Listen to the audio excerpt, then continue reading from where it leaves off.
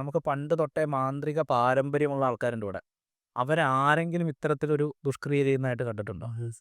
കണ്ടിട്ടില്ല. അങ്ങനത്തെ ആരെങ്കിലും ഇങ്ങനത്തെ ഒരു പ്രശ്നത്തിൽ പോയി പെടുന്നതായിട്ട് കണ്ടിട്ടുണ്ടോ? ഇല്ല. അങ്ങനത്തെ ആർക്കെങ്കിലും എതിരെ ഇങ്ങനെ ഒരു കേസോ പ്രശ്നങ്ങളോ വരുന്നത് കണ്ടിട്ടില്ല.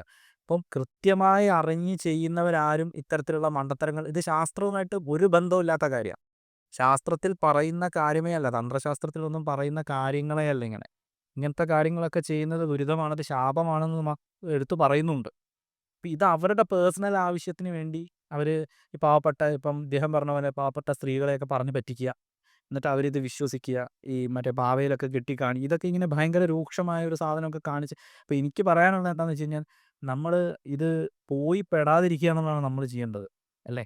ഇപ്പോൾ ഒരാൾ കുറച്ച് രുദ്രാക്ഷവും വലിയ മാലയൊക്കെ ഇട്ട് വന്നിരുന്ന് നാളെ കുറേ പ്രവചനവും കാര്യങ്ങളൊക്കെ നടത്തി പ്രവചനത്തിൻ്റെ കുറേ ആൾക്കാരുണ്ട്. ഇപ്പോൾ ഈ ഇങ്ങനെയുള്ള ആൾക്കാരെ ശ്രദ്ധിച്ചാൽ മനസ്സിലാക്കാം അവർക്ക് ഒരിക്കലും ഒരു ഗുരു ഉണ്ടാവില്ല.